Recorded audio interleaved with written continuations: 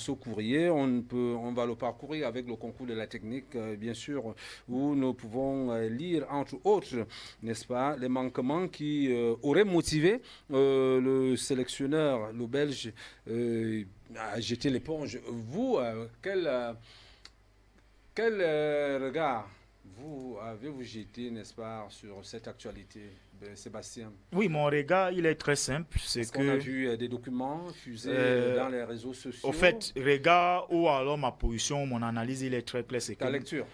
Marc Brice a démissionné. Ça, ce n'est plus... Ça, en un point douté. Ça dit que... Non, permettez. Non, parce que quand vous dites en un point douté, parce que le Camerounais lambda qui nous regarde là actuellement devant son petit écran, il est encore dans la logique dubitative parce que là, on dit non, il est revenu, la décision, non, son argent a été payé. Marc Brice a bel et bien démissionné. La Fédération camerounaise de football a reçu le courrier motivé par Marc Brice, parlant des aérés sur le plan salarial. Vous avez compris? Alors, le questionnement et l'étonnement, c'est que vous ne pouvez pas relancer la tutelle qui vous a recruté pour 2 mois d'aéré de salaire. Pourtant, on connaît des sélectionneurs qui ont travaillé dans ces pays, sur d'autres cieux, avec les 6 mois, 1 an d'aéré de salaire. Vous comprenez que Marc Brice est dans une logique permanente du chantage à la République du Cameroun. Pourquoi? Parce que ce qu'on ne vous dit pas, à la dernière rencontre des Lions indomptables ici, là, face à la Libye, pour le match qualification de la Coupe du Monde 2026. Est-ce que vous savez que c'est à l'aéroport, à la veille du match, que les mêmes gens qui ont amené Marc Brice au Cameroun étaient allés le chercher parce qu'il avait dit là, il jette le tablier, il rentre. Si son colistier, c'est-à-dire que Joachim Mounouga n'est pas sur la feuille sur le banc de touche. Sur le banc de touche. Alors, on est allé le supplier. Comme ceux qui disent nous diriger savent si bien le faire dans les mafias, c'est comme ça que lui-même qui est né avant la honte et qui est un blanc qui n'a pas de personnalité, a dit oui, je reviens. Alors ça, c'est un chantage de trop. Et je peux vous l'annoncer ici là, en exclusivité que Marc Brice n'est plus le sélectionneur des Lions indomptables.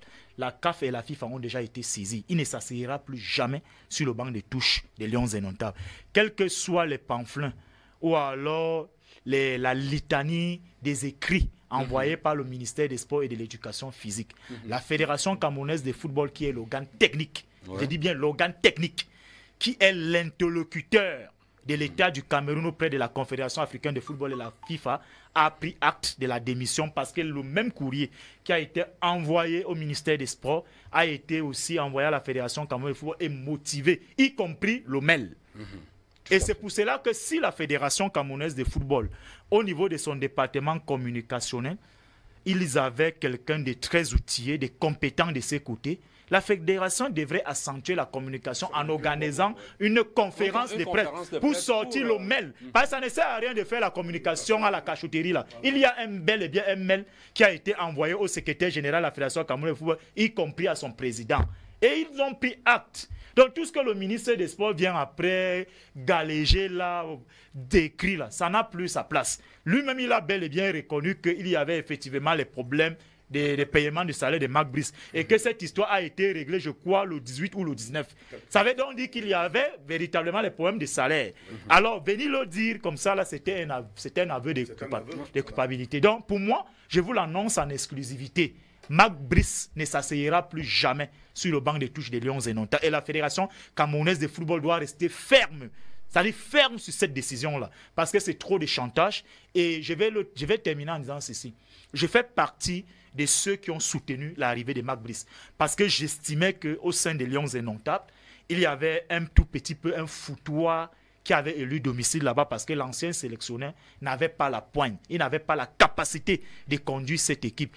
Alors, nous avons estimé qu'au regard c'est-à-dire que des premiers prémismes que Marc Brice nous a présentés, c'est-à-dire qu'un personnage qui ne recule devant rien, quelqu'un dans son contrat, il a parlé par exemple de certaines clauses dans le contrat qui parle de la section, c'est-à-dire que l'accès au vestiaire, qui concerne la tutelle et la Fédération camerounaise de football. Mais on se rend compte que derrière ça, il y avait véritablement un agenda caché qui était de venir diviser les Camerounais. C'est-à-dire Marc Brice est venu, ceux qui l'ont fait venir au Cameroun avaient un autre agenda au-delà du football. Parce que Marc Brice, ça il faut le dire, hein, et moi je l'assume, il était au Cameroun comme un espion. C'est-à-dire que vous avez vu, par exemple, la crise entre le ministère des Sports et la Fédération camerounaise de football. La boutade qu'il y a eu entre le président de l'exécutif fédéral et Mac Brice au siège de la Fédération camerounaise de football, ça a divisé les Camerounais. Ça a failli même cristalliser un certain embrasement. Qui est le seul parti politique qui unit les Camerounais. Quand on ne connaît pas si vous êtes du SDF ou vous êtes de tel parti. C'est-à-dire que c'est ça qui permet aux Camerounais aujourd'hui. C'est-à-dire quand les Lions jouent, ils gagnent un match. Un Camerounais qui n'a pas mangé le matin, mais quand il crie, ça a divisé et ça continue. La défaite des Lions est notable. D'autres même ont failli même en arriver au point où ils pouvaient s'arrêter avec les mains. Et jusqu'à présent, cette division est encore d'actualité. Et venir réajouter quelque chose encore de plus violent là-dessus, je pense que Mac Brice lui-même a donné le fouet à la fédération. Il va très bien se faire fouetter. Donc je vous le dis et je vous le répète et je l'assume en exclusivité. Il ne s'asseyera plus jamais sur le banc de touche des Lions indomptables. On ne peut pas faire le chantage de manière permanente à un pays comme le Cameroun. Le Cameroun n'est pas quand même, je ne sais pas, la Nouvelle-Guinée-Papouasie. C'est quand même la République du Cameroun et les Lions indomptables qui ont produit des icônes comme les Abbé Gambida, les Albert Roger Mila, les Patrick Mboma. Quand même, on ne peut pas venir faire le chantage à une telle nation aussi comme ça qui s'est assise dans le milieu footballistique. Donc je pense pour moi que pour laver l'image du Cameroun, pour laver toutes les humiliations, toute la division que nous avons connue depuis l'arrivée de Mac Brice, vraiment qu'il rentre dans sa Belgique natale comme il est venu. D'accord. Je crois que c'est assez important. Alors, il y en a qui veulent des victoires. Comment peut-on avoir ces victoires dans cet environnement-là? Qu'est-ce qui se passe? Qu'est-ce qui peut être cause, n'est-ce pas, de ce malaise-là? Si ce n'est du côté de l'Africa Foot, c'est du côté, n'est-ce pas, de l'entraîneur, ou alors c'est là qui ont recruté l'entraîneur? Je voudrais d'abord revenir sur les propos de François lorsqu'il a parlé de la Campost qui a reçu une lettre recommandée et qui s'est précipitée sans demander l'avis du gouvernement. Est-ce que ça se passe comme ça à la Campost? Que lorsque la Campost reçoit un courrier, elle doit d'abord aller demander l'avis avant d'aller servir le courrier à qui de droit? Je crois que le travail de la Campost se limite à recevoir et à aller servir à qui de droit. Bon, maintenant, lorsque vous, Charles, vous dites que du côté de l'Africa Foot, on a déchargé le courrier, on s'est précipité de le mettre sur les réseaux sociaux. Ils ont déchargé. Est-ce que c'est moi qui dis? Non, c'est vous. Je vous relate l'information. Vous avez dit, vous avez utilisé le terme, ils se sont précipités. Mais ils ont reçu une lettre et ils ont traité la lettre. Et M. Bikoro disait tantôt qu'il y a des voies dont on doit rechercher la traçabilité. D'où vient le courrier?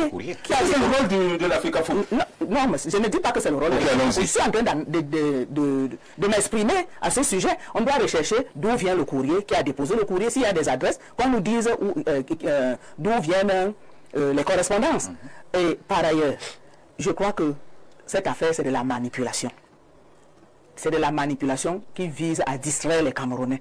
On connaît la vérité, on sait d'où ça vient, mais on cherche toujours à distraire les Camerounais. Il faut qu'on nous laisse un peu tranquille parce que nous avons autre chose. Nous avons l'élection présidentielle. Elle est beaucoup plus préoccupante que les histoires tous les jours, l'Africa Foot, le ministère des Sports. Que le ministre des Sports sache ce qu'il a fait et que l'Africa Foot sache ce qu'elle a fait. Mais on ne peut pas interdire à quelqu'un qui a reçu le courrier de le traiter et d'annoncer à l'opinion publique que j'ai été... j'ai reçu une lettre recommandée au travers d'un huissier de justice. Même vous, même si vous recevez une lettre par voie d'huissier, votre réponse est quoi? Il y a d'abord le recours gracieux. Vous devez informer l'opinion publique. Et c'est ce que l'Africa Foot a fait. Je ne vois pas en quoi où est le crime dans tout ça. Donc, si quelqu'un ne se reconnaît pas, il dit qu'on a piraté son mail. Si on a piraté son mail, moi qu'on fasse des recherches et qu'on retrouve les cybercriminels qui ont piraté et son mail et sa pensée et toute autre chose. Merci, Madame Abega. J'ai failli vous poser la question, vous dire que apparemment vous connaissez